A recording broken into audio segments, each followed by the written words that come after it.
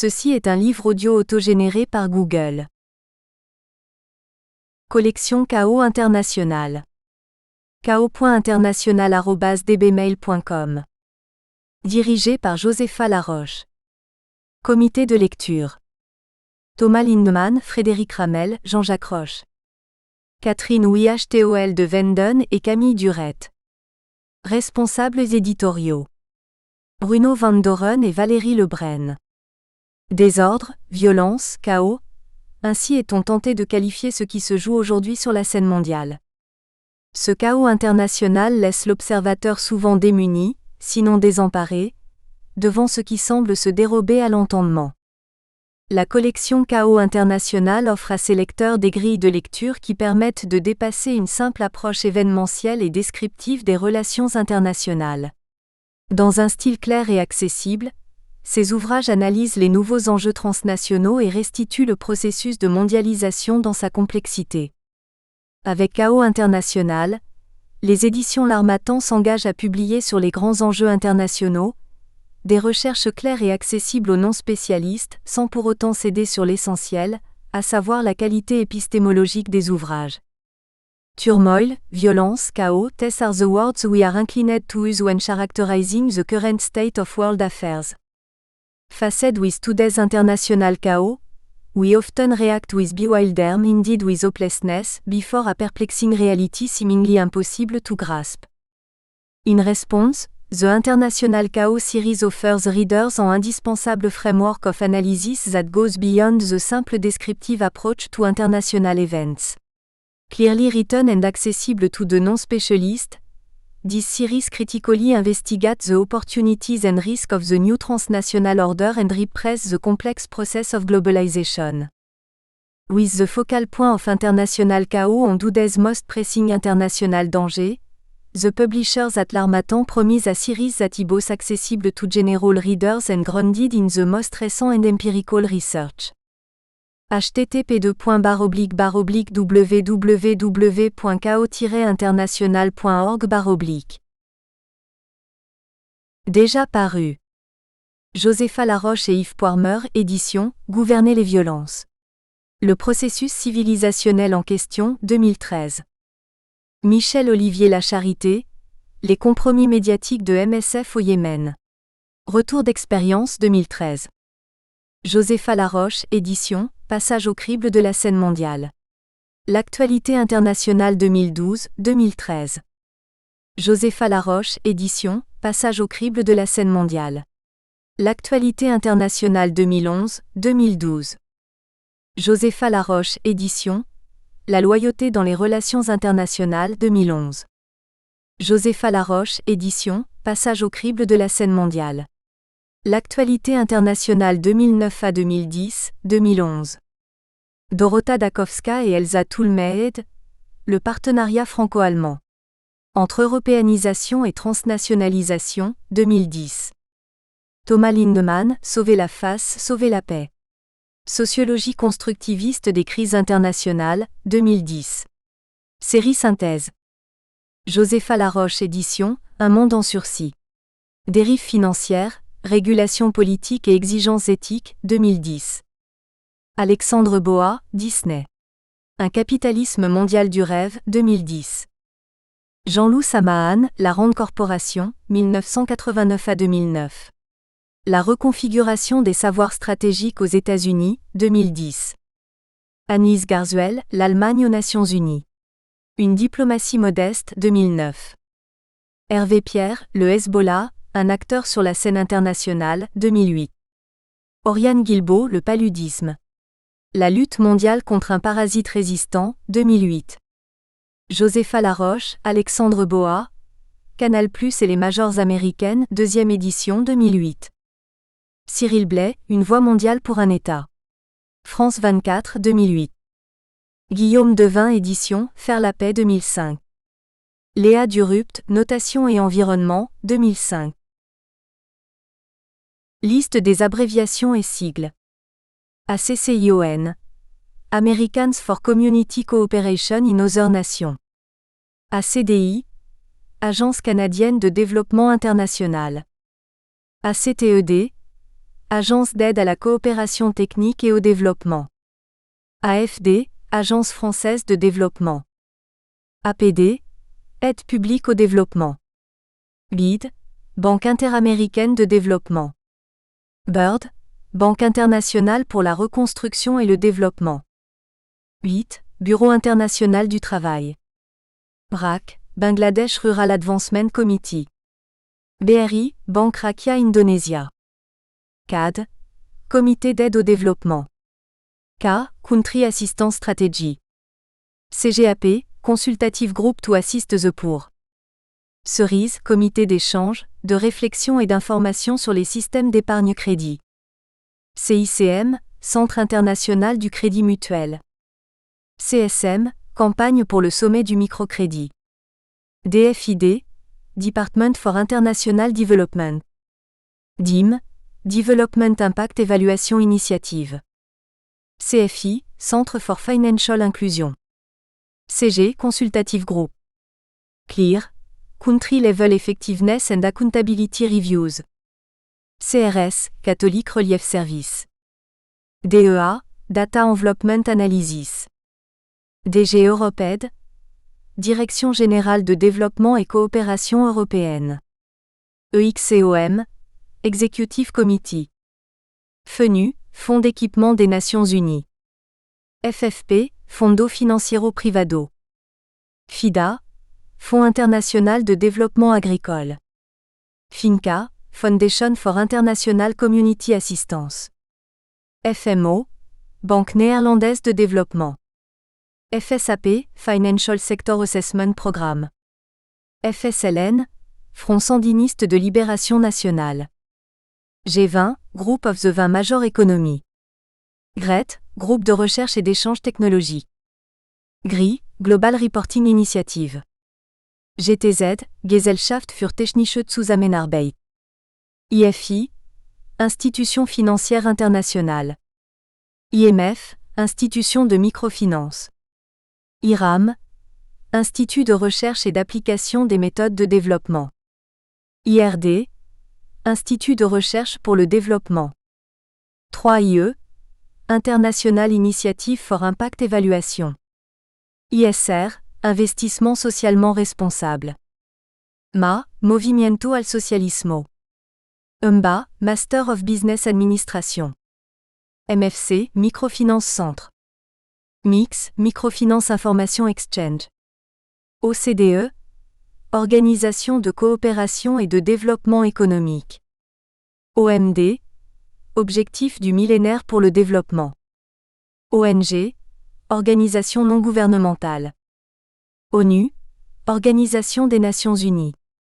PAG, Policy Advisory Group. PAT, Poverty Assessment Tool. PPI, Progress Out of Poverty Index. Prospera, Promotion of Social Performance Alliance. Results, Responsibility for Ending Starvation Using Legislation, Trim Tabbing and Support. RFR, Red Financiera Rural. SEEP, Small Enterprise Education and Promotion. SFA, Stochastic Frontier Analysis. SFI, Société financière internationale. SPI, Social Performance Indicators. SPTF, Social Performance Task Force. TI, Taux effectif annuel. UE, Union européenne. UNPRI, United Nations Principles for Responsible Investment. USAID, United States Agency for International Development. VIM, Véhicule d'investissement en microfinance. WOCCU, World Council of Credit Union. Préface. Peu de secteurs professionnels, dans le domaine de l'aide internationale et du développement, ont été l'objet d'une médiatisation mondiale et d'une structuration aussi forte que la microfinance. En une vingtaine d'années, celle-ci est passée de quelques expériences un peu balbutiantes à une véritable industrie, avec des dizaines de milliers d'institutions locales de microfinance de taille très variée offrant des services financiers à des segments plus ou moins larges de la population, un corps international d'experts, de professionnels et de chercheurs, un ensemble assez homogène de normes professionnelles et d'outils. D'une logique de substitution ou d'alternative au système bancaire, elle s'est fortement intégrée aux systèmes financiers mondiaux, attirant des investisseurs privés, voire même entrant en bourse pour quelques rares IMF. Au sein de l'équipe développement rural, qui a hébergé les premiers projets de microfinance au GRET, puis à la direction scientifique de cette ONG, j'avais suivi par le bas cette histoire avec ses expériences, ses réussites et ses échecs, ses débats et ses controverses, mutualisme ou non? Comment analyser l'impact de l'offre de microfinance? Quel statut juridique et quelle gouvernance pour les IMF? Faut-il devenir actionnaire des IMF accompagnés? Ces apprentissages aussi, et le déplacement progressif du métier au fur et à mesure de l'évolution parallèle des premières IMF et du secteur, de l'expérimentation de produits financiers, les pieds dans la boue, à la gouvernance d'IMF au capital de plusieurs millions de dollars, en passant par la construction et la consolidation d'institutions viables. C'est à l'inverse une passionnante histoire par le haut de cette structuration que nous donne à voir cet ouvrage, tiré d'une thèse réalisée au sein de Cerise, réseau d'acteurs français de la microfinance, avec le soutien de la direction scientifique du GRET. Florent Bédécara retrace la façon dont, à partir de la fin des années 1990 et surtout du début des années 2000, la microfinance a été simultanément médiatisée et structurée à l'échelle transnationale, à travers la CSM, campagne pour le sommet du microcrédit et ses grands messes annuelles, d'une part, et le CGAP, Consultative Group for Assistance to the Poor, réseau informel regroupant bailleurs de fonds et personnalités du secteur, d'autre part. Il restitue les grandes phases de cette histoire.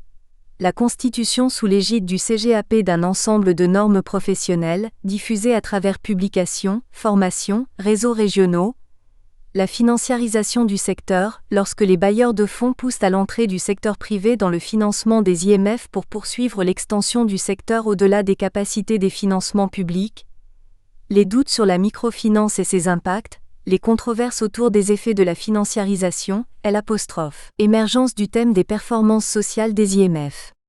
Après l'euphorie entretenue médiatiquement, les années 2000 sont en effet celles des doutes ou des mises en cause.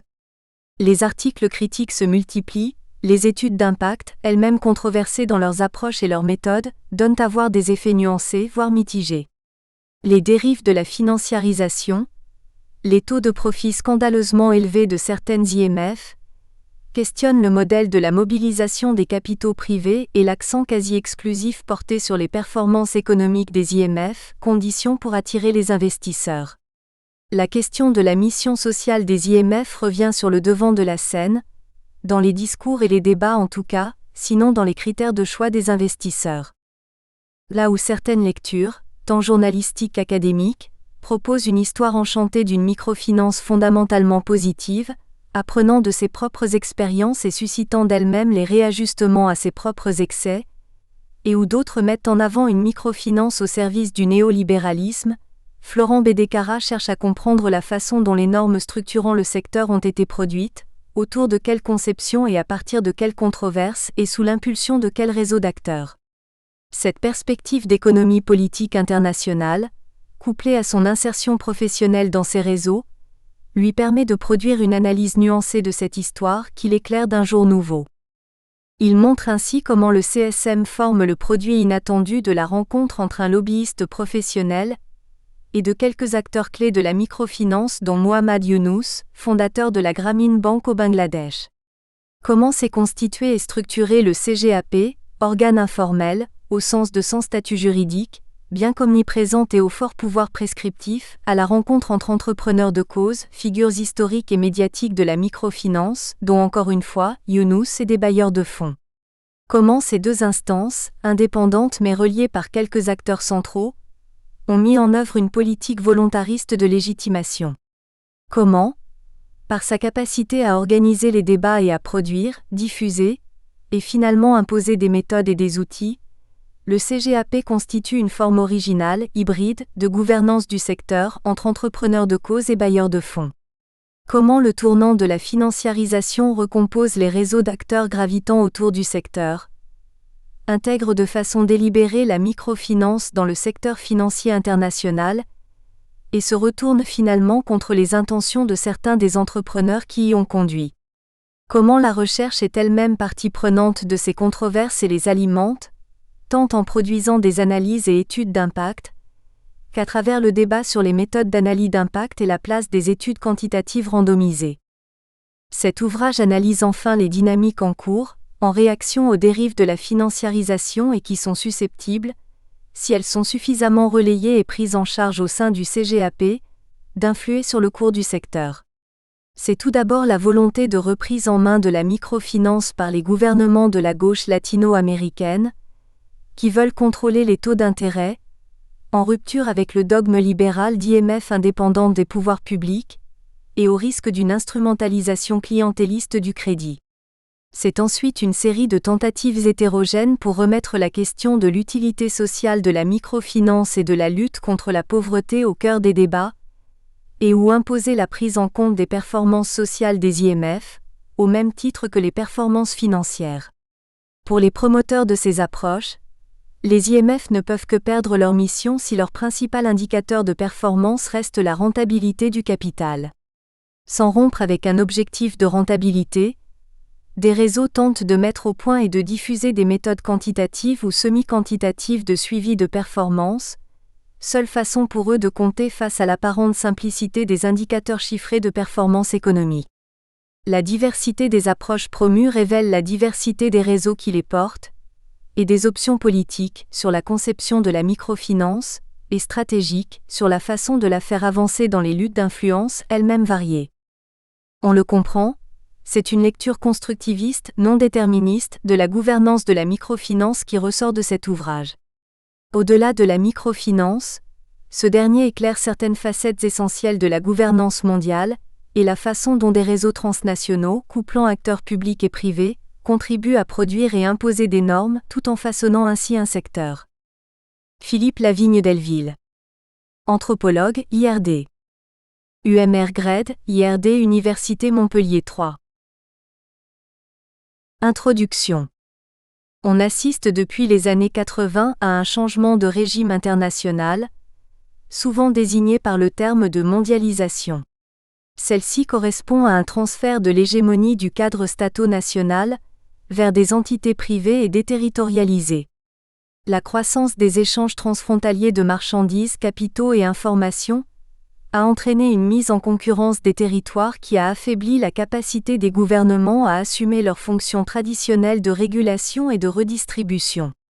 En matière de promotion du développement, on a observé un revirement du consensus idéologique et des modes d'intervention, qui a conduit à un déplacement du pouvoir politique de l'État vers le marché.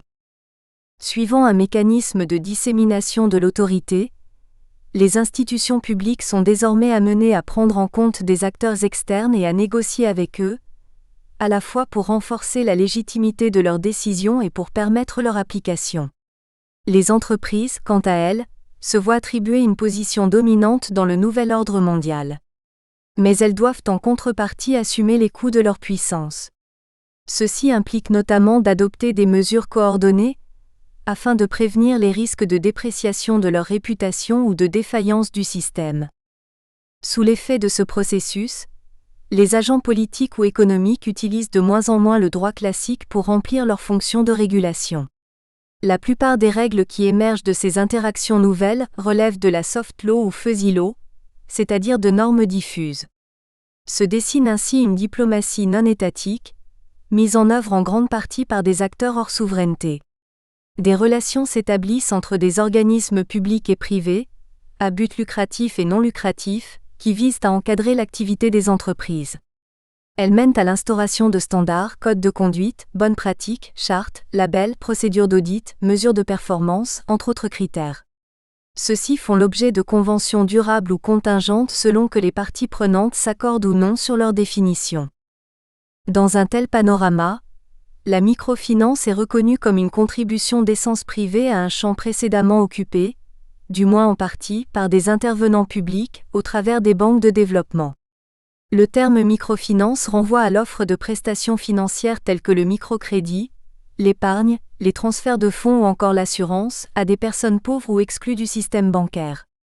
Par extension, il désigne aussi un secteur d'activité, c'est-à-dire l'ensemble des IMF institutions de microfinance qui dispensent ces services. Le contexte international a contribué à valoriser le rôle de la microfinance. À cet égard, L'aide au développement s'est appuyée au cours de son histoire sur des approches économiques diverses, comme la doctrine du Big Push, la promotion des investissements de substitution aux importations, le développement rural intégré, puis les ajustements structurels. Plus récemment, un nouveau paradigme s'est imposé, fondé sur une vision sociale et redistributrice, visant au premier chef à lutter contre la misère et consacré par les OMD, Objectifs du millénaire pour le développement. On entend alors la pauvreté dans un sens plus large que le simple revenu monétaire, et ce sont donc les contributions des IMF à la réduction d'une vulnérabilité pluridimensionnelle qui sont mises en avant. Dans cette perspective, 2005 a été décrétée l'année de la microfinance par l'ONU, Organisation des Nations Unies.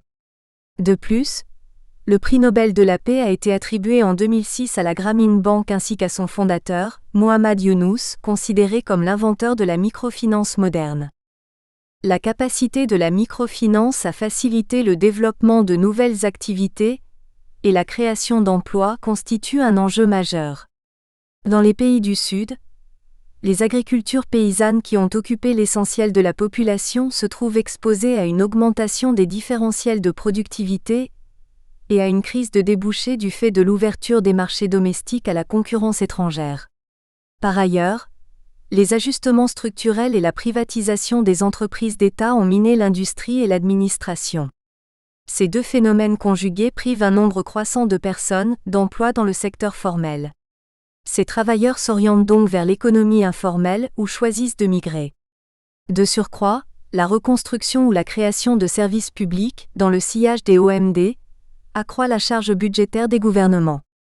La dynamisation des tissus productifs devient par conséquent un défi urgent pour générer les ressources fiscales correspondantes. Néanmoins, ce besoin apparaît difficile à assumer pour les autorités qui, dans plusieurs pays, peinent encore à remplir leurs fonctions régaliennes. Dans ces circonstances, des initiatives comme celle de la Grameen Bank, qui compte plus de 5 millions de membres, entendent faire de la microfinance une plateforme pour le changement social.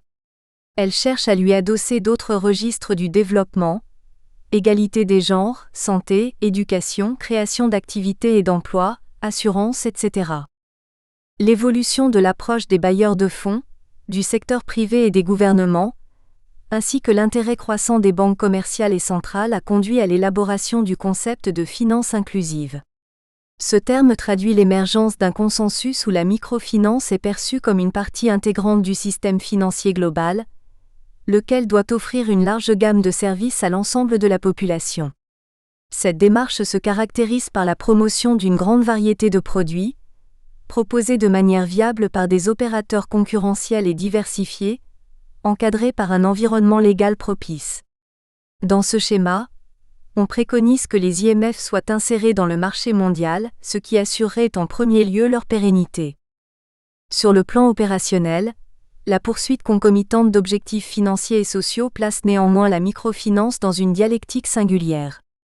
Promue par des organisations multilatérales influentes, un courant se renforce depuis la fin des années 90, suivant lequel la seule manière de répondre à l'ampleur des besoins serait de consolider un secteur commercial rentable, de sorte qu'il puisse accumuler plus de capitaux et que des investisseurs privés s'y impliquent. Dans cette mouvance, on a constaté la standardisation des pratiques, l'émergence de partenariats avec des banques classiques, l'accroissement du refinancement sur les marchés internationaux, mais aussi la remise en cause des appuis subventionnés et des accompagnements non financiers. Ont ainsi été décriées les prestations d'éducation, d'assistance technique ou de formation à la santé dont le crédit était souvent assorti. La question des intérêts perçus par les IMF est emblématique de cette tension. Ceux-ci doivent permettre de couvrir plusieurs types de coûts. Le loyer des fonds qu'une institution emprunte pour opérer, le risque de non-recouvrement, les frais de gestion et le financement du développement de l'organisation. Pour des caractéristiques inhérentes à la microfinance, ces charges sont structurellement importantes. En effet, le travail requis n'est pas corrélé au montant du prêt. Octroyer 100 € ou 20 000 € implique d'effectuer peu ou prou les mêmes tâches de préparation et de suivi, et s'avère donc proportionnellement élevé pour de petites sommes. Ces facteurs conduisent alors les IMF à appliquer des tarifs supérieurs à ceux des banques traditionnelles. De plus, Les objectifs économiques des établissements ayant adopté un statut lucratif incluent, outre le recouvrement de leurs coûts, la rémunération du capital, ce qui induit une contrainte supplémentaire sur leur prix et leur stratégie. Dans ces circonstances, des voix dénoncent des taux effectifs qui atteignent parfois 3 chiffres. Elles s'élèvent par conséquent pour mettre en doute l'efficacité des IMF comme outil de développement. Plusieurs analystes ont longtemps rejeté cette question, alléguant que les niveaux de remboursement spectaculairement élevés des IMF suffisaient à attester de la satisfaction des clients. Néanmoins, considérer que la réalisation d'une transaction marchande soit la garantie d'une relation gagnant-gagnant impliquerait des conditions de concurrence pures et parfaites qui sont rarement réunies en pratique. De fait, on constate sur certains terrains l'existence de dérives en microfinance qui provoquent un effet néfaste sur les usagers, parce qu'elles exercent une trop forte pression sur leurs revenus et entraînent des spirales de surendettement. Certaines crises survenues récemment au Maroc, en Bosnie ou en Inde ont semé le doute sur la viabilité de certains systèmes de prêts aux plus pauvres. Plusieurs auteurs rétorquent que la microfinance conserve une fonction sociale intrinsèque, alors même que ses tarifs sont élevés. Ils arguent que dans de nombreuses économies, le manque de liquidité se présente comme un facteur restrictif pour le développement des activités. Ces analystes montrent que dans bien des cas, le crédit permet aux emprunteurs d'engranger des recettes supérieures au taux d'intérêt.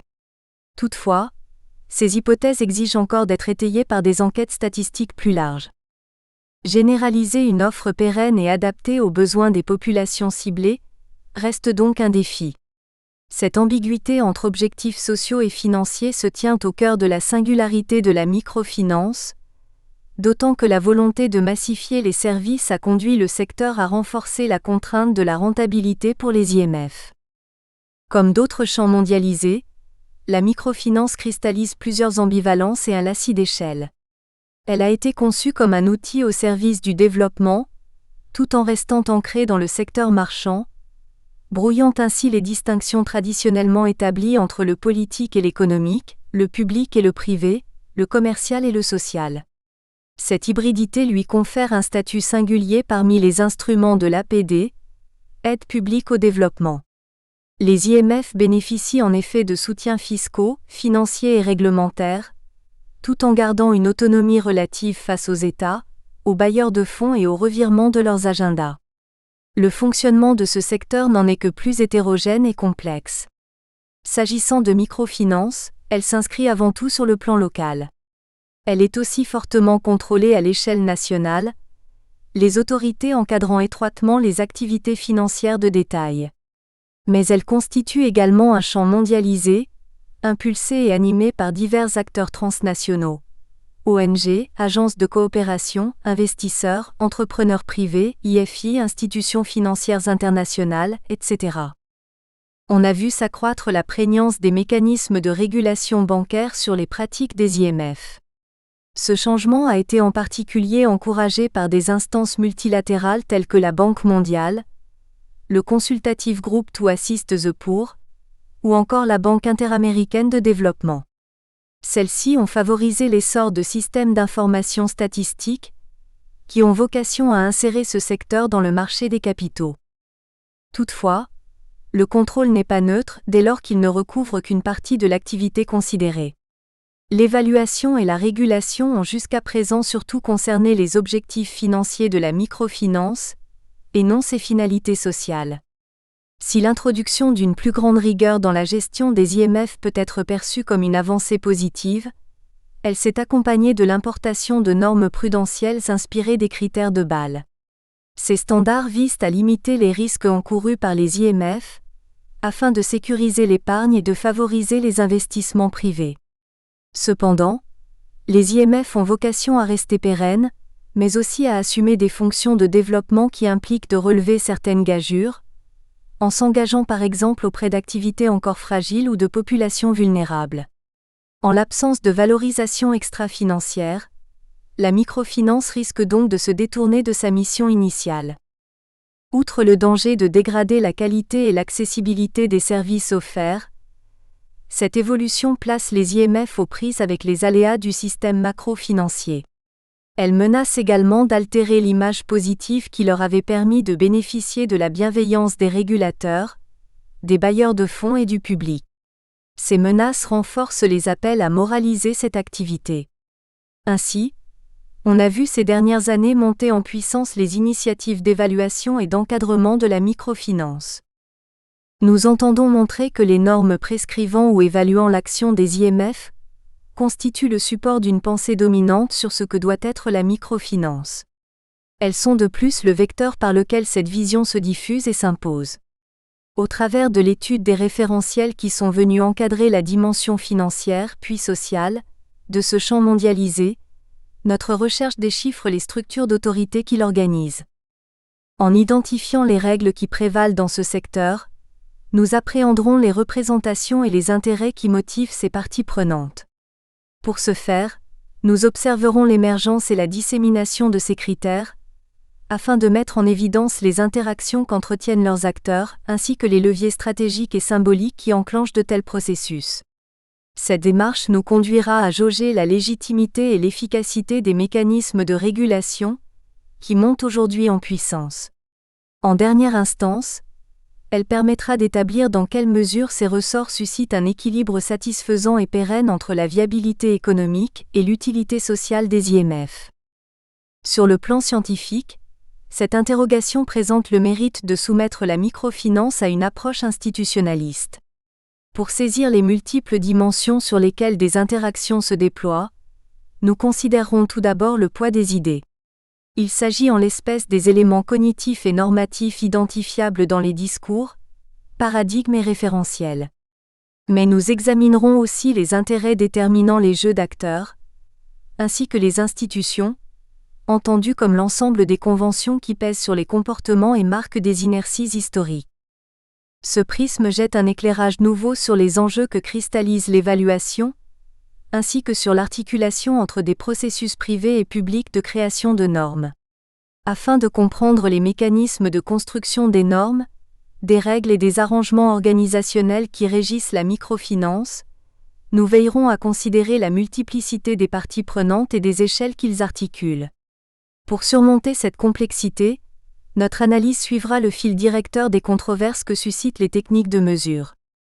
Notre recherche s'inscrit dans le champ de la science politique, ce qui constitue un ancrage singulier. De nombreux économistes, juristes et anthropologues étudient la microfinance, mais rares sont les politistes qui partagent cet intérêt. Cette lacune est regrettable car il s'agit d'un terrain remarquable pour analyser les phénomènes de mondialisation qui bouleversent cette discipline. Pour aborder un tel objet, nous mobiliserons en particulier les concepts de l'économie politique internationale, qui permettent d'appréhender les espaces ouverts entre l'économique et le politique, les activités privées et publiques et une économie politique locale et globale. De manière inhérente, une recherche de cette nature se fonde sur l'interrogation qui gouverne et comment. Pour y répondre, il importe de se démarquer des courants traditionnels centrés sur les États. Il convient en revanche de saisir les phénomènes de dissémination de l'autorité qui amènent ces derniers à prendre en compte des acteurs externes et négocier avec eux. Cette évolution implique d'aborder des formes composites et diffuses de gouvernance, opérant des choix politiques, mais à partir d'instances arbitrales privées. On se trouve ainsi en présence d'une forme hybride d'autorité qui n'est ni complètement privée, ni complètement publique, ni totalement nationale, ni totalement mondiale. Les interrogations portées sur la gouvernance impliquent de se démarquer des acceptions avec lesquelles ce terme est fréquemment mobilisé. Dans le champ de la microfinance, ce vocable est le plus souvent employé en référence à la vision popularisée par les sciences de gestion, au travers du concept de corporate governance. Ce dernier réduit les tensions qui existent au sein des IMF à la divergence entre les intérêts de ses propriétaires et ceux de ses dirigeants salariés. Cette définition conforte l'agenda visant à promouvoir des systèmes verticalement hiérarchisés, dont le pouvoir émane seulement du patrimoine. Une démarche distincte, approfondie notamment par Cerise, consiste à mobiliser la sociologie des organisations pour dépasser cette simplification fonctionnaliste. Elle adopte une compréhension stratégique, inclut un éventail plus large d'acteurs et aborde notamment la responsabilité des institutions, en interrogeant leur viabilité à la fois interne et externe. C'est ce cadre que nous emploierons lorsque nous nous intéresserons spécifiquement aux IMF. Nous tâcherons par ailleurs de le compléter par des points de vue excentrés, qui se démarquent des IMF pour appréhender les perspectives des sociétés dans lesquelles elles interviennent. Nous nous appuierons sur des travaux menés par des anthropologues, qui questionnent souvent le fondement même de ce type de programme. Mais outre ces approches localisées, nous aborderons la gouvernance par ses implications nationales et surtout transnationales. Dans la perspective propre à l'économie politique, nous porterons aussi un regard englobant sur le secteur, en menant une réflexion sur sa régulation. Néanmoins, il importe de se départir de la lecture instrumentale qui s'est imposée à l'aune du post-consensus de Washington car celle-ci réduit la gouvernance à une gestion efficace du marché. Il convient en revanche d'en rappeler la dimension politique, c'est-à-dire les registres normatifs et éthiques nécessaires, notamment pour assurer une justice distributive s'appliquant aux plus pauvres. L'enchevêtrement d'échelle et d'hybridation qui caractérise la microfinance confère aux normes un rôle crucial. À mesure que l'autorité se dissémine, celle-ci constitue en effet le levier essentiel du contrôle. Nous placerons donc au cœur de notre analyse cette notion qui renvoie aux attentes partagées par une communauté d'acteurs quant à leur comportement approprié. Contrairement aux représentations HE-GE moniques communément diffusées, les processus qui prévalent à la construction de tels critères revêtent une dimension chaotique inhérente à tous les systèmes complexes. Certes, il existe dans le domaine de la microfinance des centres de pouvoir, mais nous verrons que ceux-ci ne garantissent pas un ordre stable. Ils assurent en réalité une mise en cohérence irrémédiablement transitoire et mouvante, se fondant sur des règles demeurant souvent floues et molles, au regard par exemple du droit public. Les analyses d'autres phénomènes de normalisation nous ont fourni des outils précieux pour appréhender l'émergence des principes qui encadrent les comportements des opérateurs de la microfinance. Ainsi, Lelon et Mallard introduisent-ils une nuance entre normes et standards. Les premières ont d'emblée vocation à être généralisées, alors que les seconds résultent de conventions que des tiers établissent pour eux-mêmes, et qui se répandent par mimétisme. Il importe de surmonter les dichotomies trop simples entre agents publics et privés. On peut pour cela recourir au cadre utilisé pour l'étude des concertations multiparties prenantes dans des domaines aussi variés que l'exploitation du bois ou la construction de barrages. Ceux-ci prennent en considération les mécanismes de gouvernance substantiellement privés, employés pour concilier des intérêts particuliers avec le bien commun. Calon, Lacombe et Barthes proposent quant à eux de dépasser le clivage entre intervenants techniques et citoyens, en montrant que la plupart des délibérations mobilisent ces deux catégories, formant des forums hybrides. De leur côté, Gratz ou Delazay établissent que, malgré leurs oppositions, ressortissants des pays du Nord ou du Sud, différences socio-professionnelles ou adversités idéologiques, les participants aux arènes transnationales de normalisation appartiennent le plus souvent à une même élite mondialisatrice. Notre investigation s'est fondée sur... Nous espérons que vous avez apprécié cet aperçu. Pour continuer à écouter ce livre audio sur Google Play Livres, utilisez le lien dans la description de la vidéo.